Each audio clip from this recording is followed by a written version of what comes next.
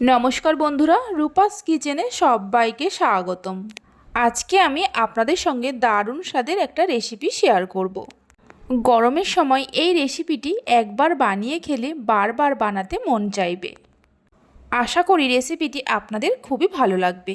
তাহলে চলুন দেখে নেওয়া যাক। শুরু থেকে শেষ পর্যন্ত দেখার জন্য আপনাদের কাছে অনুরোধ রইল। এখানে আমি হাফ লিটার দুধ নিয়েছি। গ্যাসের ফ্লেমটা হাইতে করে দুধটা জাল দিয়ে নেব। দুধটা যখন হালকা গরম হবে দুধের মধ্যে দিয়ে দেব অল্প একটু গুঁড়ো দুধ। ওজন হিসাবে 50 গ্রাম গুঁড়ো দুধ আছে। লিকুইড দুধের সঙ্গে গুঁড়ো দুধটা মিশিয়ে নেব, কোনো রকমের দলা না থাকে।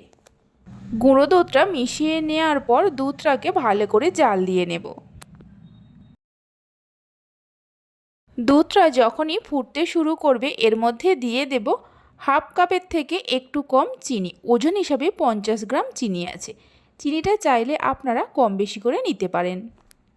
দুধের মধ্যে চিনিটা দিয়ে মিশিয়ে নিয়ে গ্যাসের ফ্লেমটা মিডিয়ামে করে মিনিট 3-4 সময় ধরে দুধটাকে জাল দিয়ে ঘন করে নেব। দুধ খুব বেশি ঘন করার প্রয়োজন নেই। মিনিট 3-4 জাল দিয়ে নেওয়ার পর দেখুন দুধটা আগের থেকেই অনেকটা ঘন হয়ে গেছে। এর থেকে আর বেশি ঘন করব না। গ্যাসের ফ্লেমটা বন্ধ করে দিয়ে দুধটা একটা বাটির মধ্যে ঢেলে নেব। দুধটা বাটির মধ্যে ঢেলে নেওয়ার পর ঠান্ডা করে নিয়ে ডিপ ফ্রিজে 1 ঘন্টা রেখে দেব। আপনারা চাইলে এর থেকে বেশি সময়ের জন্যও রাখতে পারেন। এবার একটা বাটির মধ্যে নিয়ে নেব একটা মিডিয়াম সাইজের বাটির 1 বাটি চিড়ে। ওজন হিসাবে 100 গ্রাম চিড়ে আছে। 3-4 বার জল বদলে বদলে চিড়েটাকে ভালো করে ধুয়ে নেব। বাজারে অনেক রকমের চিড়ে পাওয়া যায়।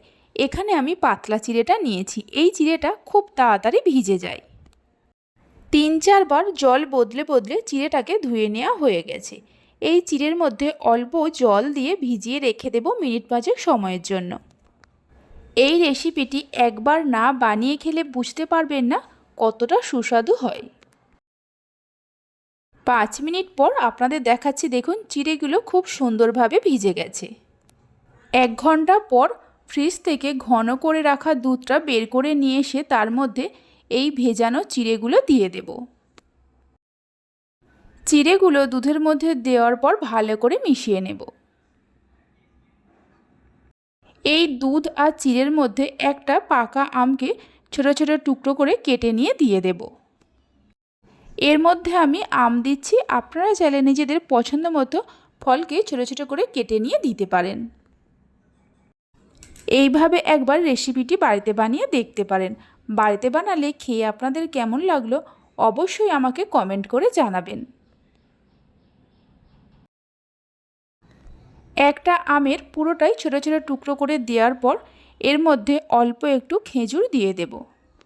4-5টা খেজুরকে ছোট ছোট টুকরো করে কেটে নিয়েছি।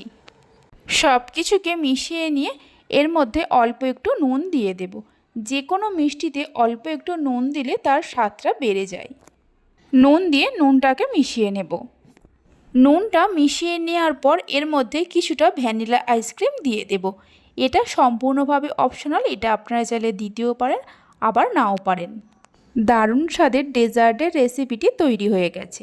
এবার ঠান্ডা ঠান্ডা পরিবেশন করুন। আমার রেসিপি যদি আপনাদের ভালো লেগে থাকে অবশ্যই একটা লাইক করবেন, বন্ধুদের সঙ্গে শেয়ার করবেন। ভালো লাগলে চ্যানেলটি সাবস্ক্রাইব করে পাশে থাকা বেল আইকনটি প্রেস করবেন নতুন রেসিপির আপডেট সবার আগে পাওয়ার জন্য। তাহলে চলুন ভিডিওটা আমি এখানেই শেষ করছি। আপনারা সবাই ভালো থাকবেন, সুস্থ থাকবেন। ধন্যবাদ।